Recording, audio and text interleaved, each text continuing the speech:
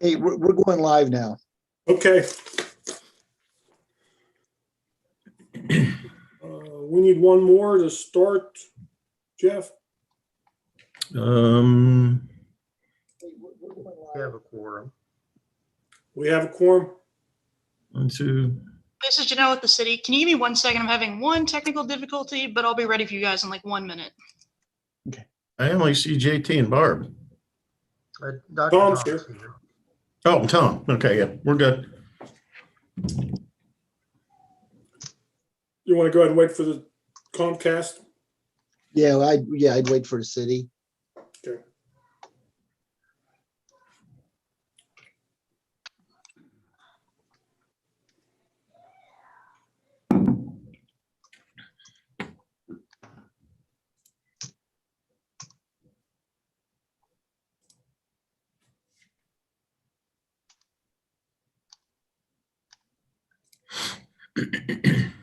But we are live on YouTube, just so you're aware of that. Okay.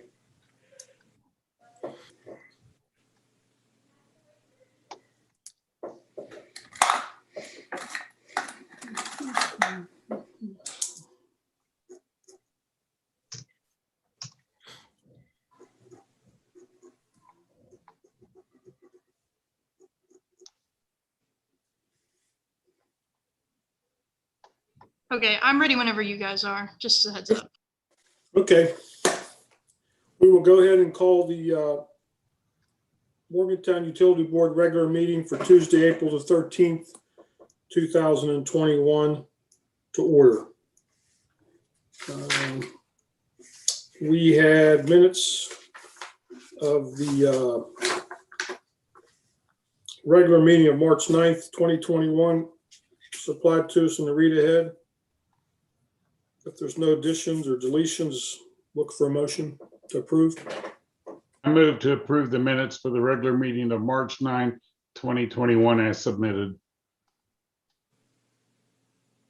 I second.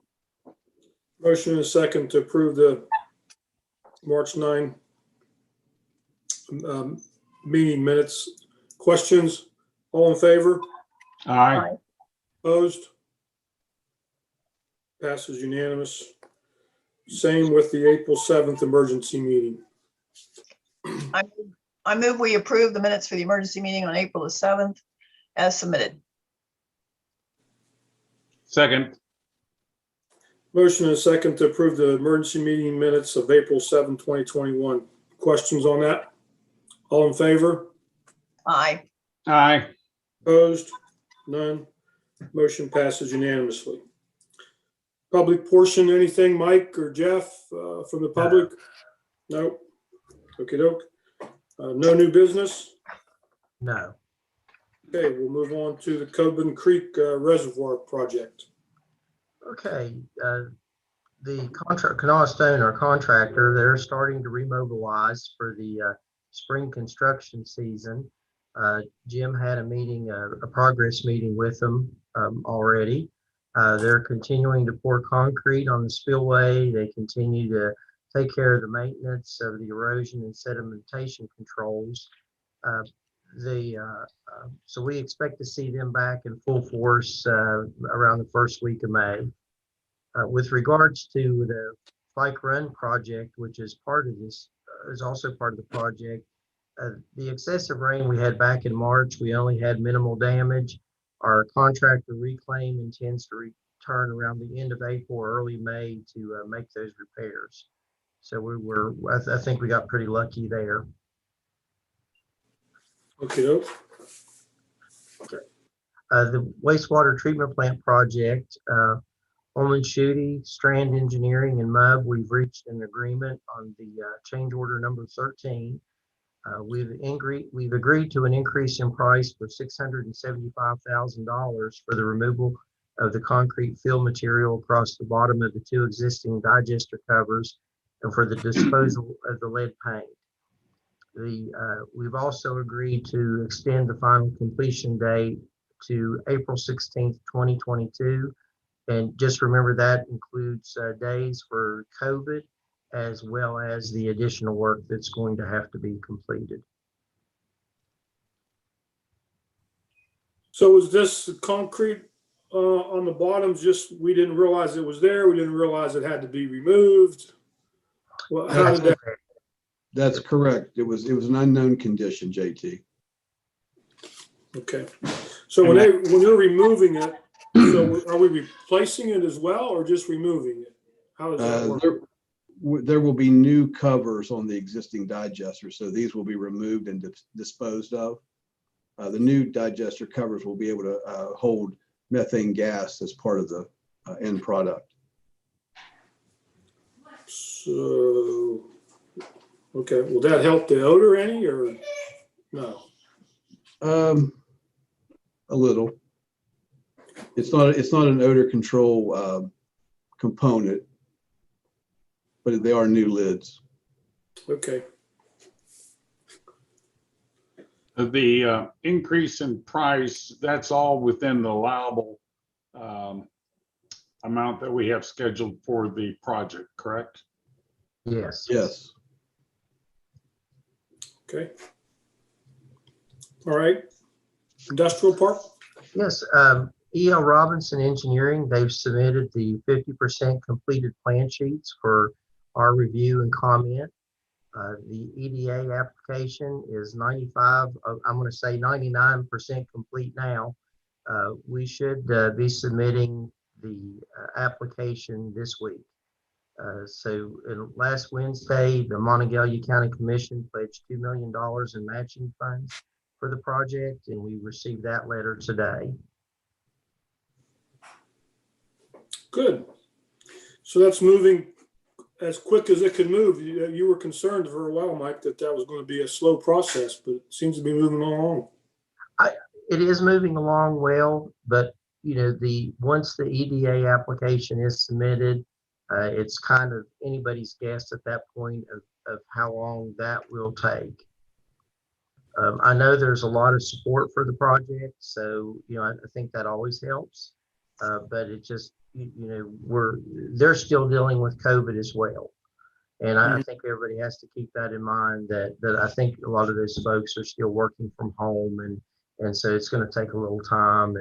And Miss Rowan, she cautioned everyone that it could be a timely process, a very long process rather.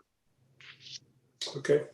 Is it possible that some of the money that the county commission is receiving from the federal government, I think it's in excess of $20 million, can part of that be used towards this project? Tom, I don't know the answer to that. I would have to get back to you because I don't know that all the all the rules, I guess, have come down from Washington on what they can be used for and what they can't be used for. So I'll have to get back to you on that question. Well, my understanding is under the guidelines, upgrades of water and sewer systems were part of the permissive expense categories that would be permitted. So I thought maybe perhaps this could be one source. Hopefully it can, but we just need to be sure that it can. Oh, I understand. Okay. Move on to the health insurance. Okay. The last board meeting we held, the board voted to move forward with the PIA insurance program. And as we're getting ready to start our participation, we wanted to look at our cost share between the utility and its employees. Currently, MUB employees participate in paying for their health insurance in one of three tiers. We have 9%, 20%, and 30%, depending upon when the employee was hired. Realizing that we're going to have significant savings by participating in West Virginia PIA health insurance program, we're proposing the board do away with the tiered system and adopt an employee contribution plan that is equal across the board without consideration of when an employee was hired. We're proposing that MUB pay 100% of the premium for the employee. and 75% of the premium for spouses and dependents. We've attached in the read ahead a cost breakdown showing the current cost for the health plan, which we have today, compared to the cost of the West Virginia Public Employees Insurance, using Plan A as our base plan. We were showing some options there so the board could review, but you realizing that PIA has a host of plans, A, B, C, D, and the health plan is another option. We would, whatever plan the employee would pick, and we don't have, you don't dictate which plan, you have to offer all of them, but our cost share would be based on Plan A. And so that would be uniform across the board. So if an employee chose B, those plans, those cost shares would be still off of A. So is A the most expensive or the least expensive, or is it in the middle, or where's that stand? Debbie, correct me if I'm wrong, but I believe the health plan is the most expensive one. The health plan is the most expensive. Yes, it is.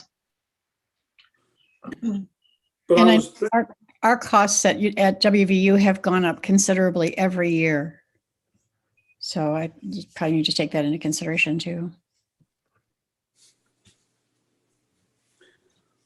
Is the discount for non-smoking still available under the PEIA? It is.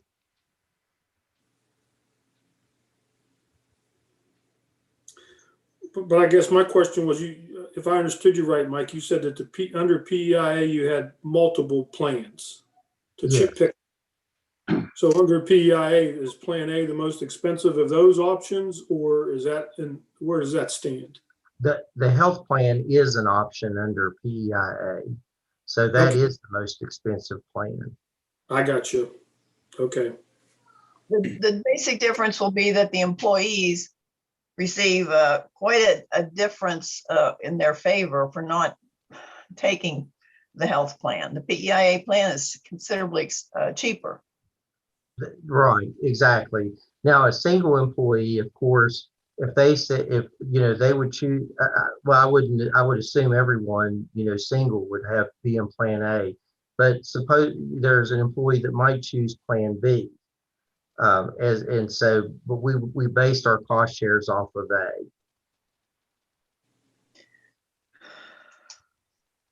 And right now, our cost shares are what you have listed under current, which is the health plan, which is based on 3 different levels based on hiring dates. That is correct. Okay. And we would eliminate the hiring date consideration, treat everybody the same. The difference would be whether they were single or with dependents. Correct. And my reading was, go ahead. I was gonna, how did we come up with the 75 and the 70% subsidy? We looked at what people are paying now. If you go into, obviously it is that it's cheaper even at those rates than what we're paying with the health plan because of those savings. But we were looking at it in terms of, trying to keep it comparable to what you might see if there was an increase in PIA or something like that. But it's really was I think the best way to describe it is just looking at it from a comparable standpoint of what someone might pay. And the shift really came from the thought of, this year with COVID, we've seen that we've never seen such greater need for healthcare. And we've had employees that have not been able to afford healthcare that came down with COVID. One ended up in the hospital, and I'm sure when he was talking to me about his bills that he has, they're astronomical. And my reading of the comparison is we will save approximately $700,000 a year by going with PEIA versus the health plan. That is correct. It's really, it calculated out at 75%, 796,000. So by shifting to PEIA, not only do we reduce the cost to our customers in terms of operating costs on an annual basis, we reduce the cost to the employees. That is correct.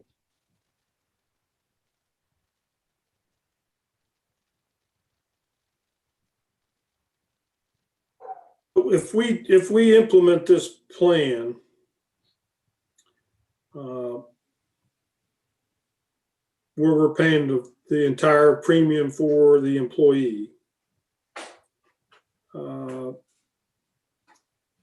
are we then, can we change that at some time if the coverage gets, where we think it's,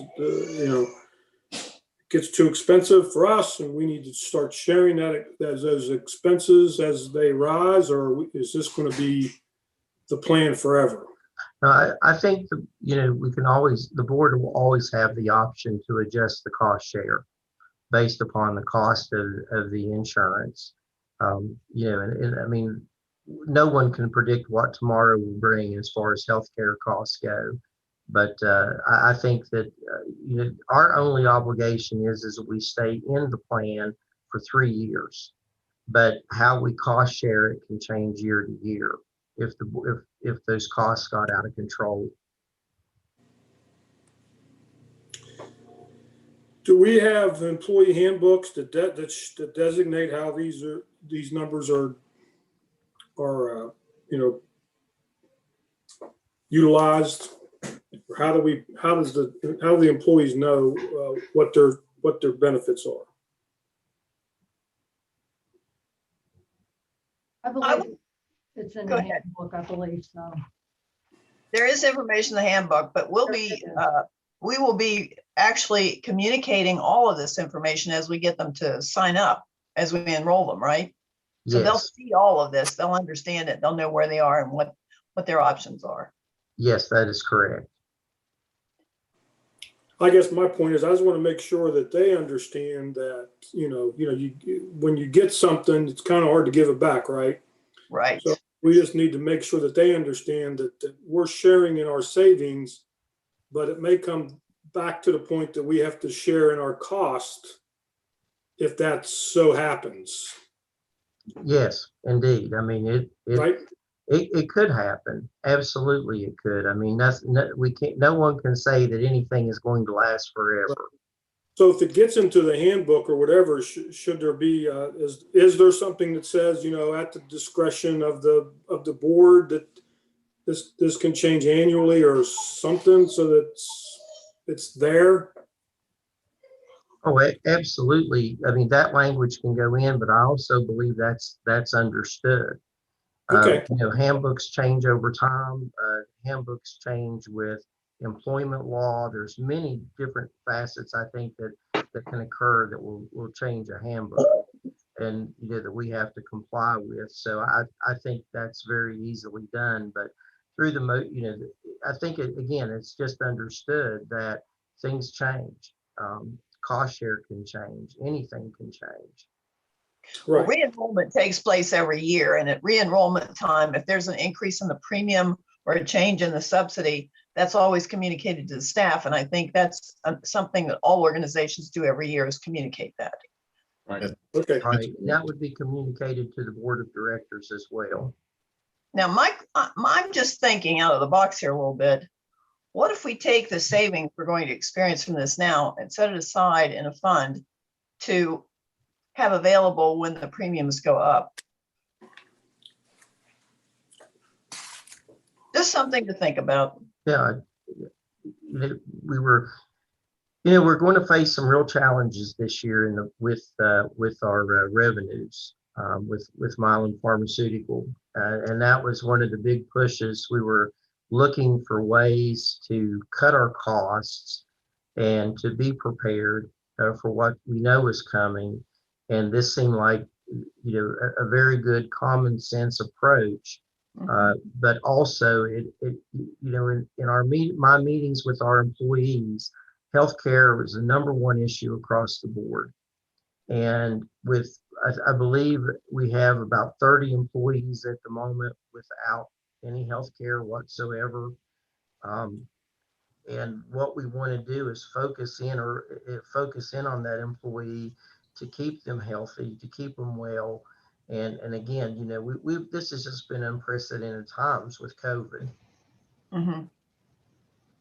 Now, you mentioned employees currently do not have, there are 30 that do not have health care. Are they participating in a health plan, or are they elected out of the health plan? I thought if you were in a group plan like this, it was required.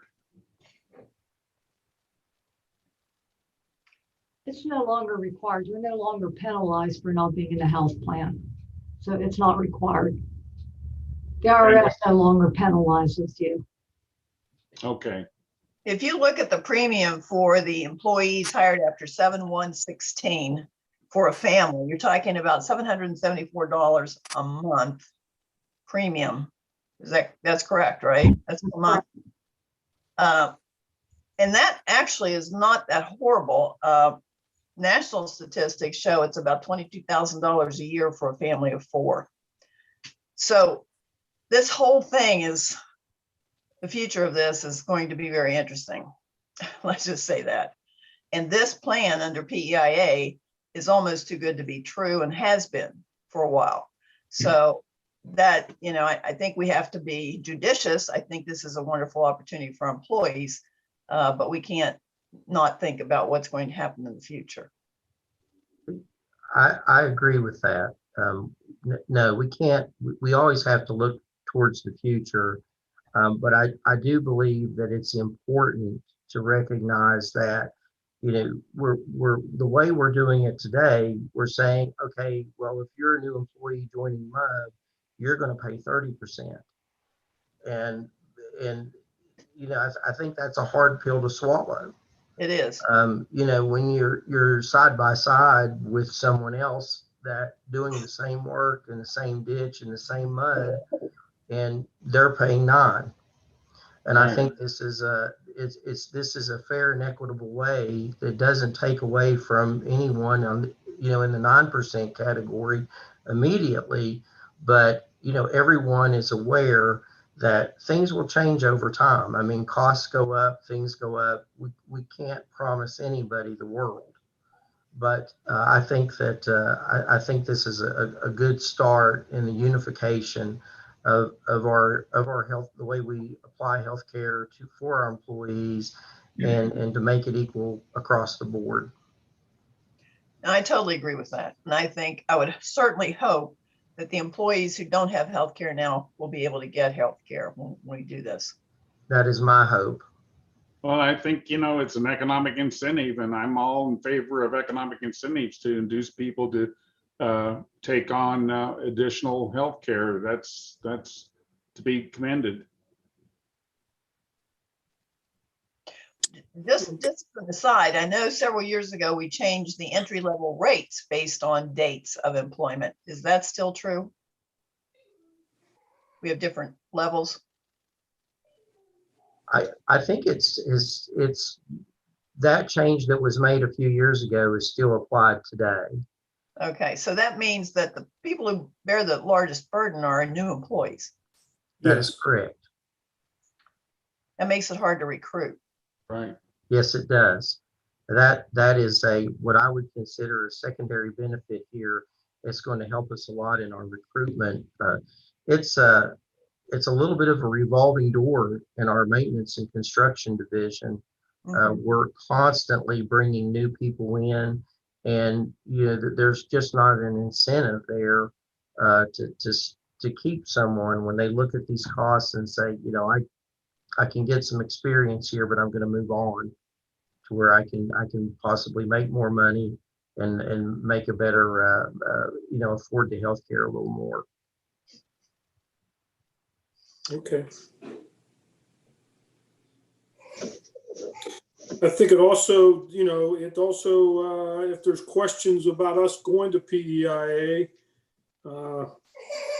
it shows that we're taking the savings and sharing those with, with the employees, it's, we're just not being, pigs about it. We're sharing it. So. I think that's- Exactly, and Yeah. it's also being, when the next rate adjustment that MUB makes, those savings are in that rate adjustment. Right. Yeah. So I think those are important points that need to be made to the Yes, sir. to the public. Yeah. So. Okay. So the only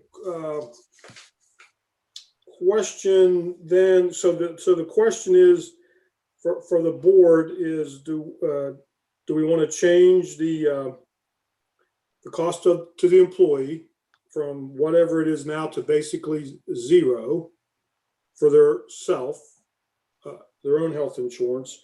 And then are you asking us to choose between 75% and 70% on paying for the spouse and children? Is that what I'm seeing here? Is that the question? What I'm recommending is the 75%, JT. Okay. You can see that there is some difference there. It's not a lot. Right. And I think that the 75% is a very reasonable cost share at this particular point in time. And again, as PEIA, as their costs increase and those increases go on to the members, we will certainly address that each time with the board. But we don't, how much those will be, when those will come, we don't know yet. Right. But I just, no one can think that it won't. But what I would say is that us becoming a member, our size is a help to PEIA, to the non-state pool. The bigger the pool, the more members you can spread the costs across, just like our own customer. The more we grow our customer base here at the utility board, the smaller the increases are. That's all true, but utilization becomes a challenge. I'm assuming we have a pretty stable, reasonably well, healthy workforce, where they may not have even wanted us to come talk to them, but I'm sure we have data on that. So we have an aging workforce, True. and I haven't looked at the numbers, the most recent numbers, but there are times we have some hefty claims. Okay. Okay. Any more conversation? Or do we look for a motion?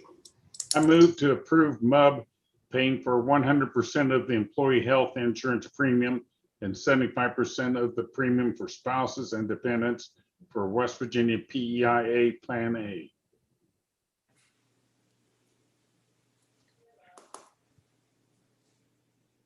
I'll second. Okay. So we have a motion and a second to approve MUB paying for 100% of the employee health insurance premium and 75% of the premium for spouses and dependents for West Virginia PEIA Plan A. Questions on the motion? All in favor? Aye. Aye. Opposed? Passes unanimously. Again, thank you, Mike and Jeff and Deb and whoever else was a part of working through this and getting those savings for us. Thank you. Okay, so that gets us through the old business, general manager's report. Okay, we're doing very well getting employees the vaccine. As of April 9th, we had 146 employees on the payroll. We have 6 employees waiting to get the first shot. We have 16 that had the first shot recently, and 90 of our employees have had their second shot already. We did have 36 employees that opted out, that did not want the vaccine. And which is, certainly fine. That's their choice to make. So I think we're doing rather well. We've encouraged everyone, and I think we were having a good turnout. And I think those numbers on the opting out will drop as well over time, because we do have people that have changed their mind already. We're still keeping the office closed. We're just going to keep monitoring what kind of infection rate we're seeing, and waiting for all of especially for our office employees, to have that second shot and make it safer for everyone. And that's all I have for the general manager's report this evening. I have a question about the 36 who opted out, and certainly you indicated that that was their choice. I know some organizations are providing a cash amount to everyone who gets the vaccine. I wonder if that's something that we should contemplate to provide additional inducements and, in a sense, reward to those who have undertaken the vaccination, but also to provide a little incentive for those who basically have not. Just throw that out as an idea, because I know some other organizations are doing it. To be quite honest, I haven't thought about that. Yeah. That's an idea. Thank you, Tom. Any other board member have any issues or questions or anything for the staff? The only other question I have, that we had discussed at some point, probably later this summer, of going out to the reservoir and taking a in-person tour. I hope that's something that once everyone has been vaccinated, we could meet out there and undertake a visual tour of the facility. Absolutely. And I think this summer you're going to see some, unless something goes terribly wrong, we expect to see some real progress. Okay. I agree, Tom. I would love to go out there. Barbara, Karen, anything? Yeah, it sounds like fun. Yeah.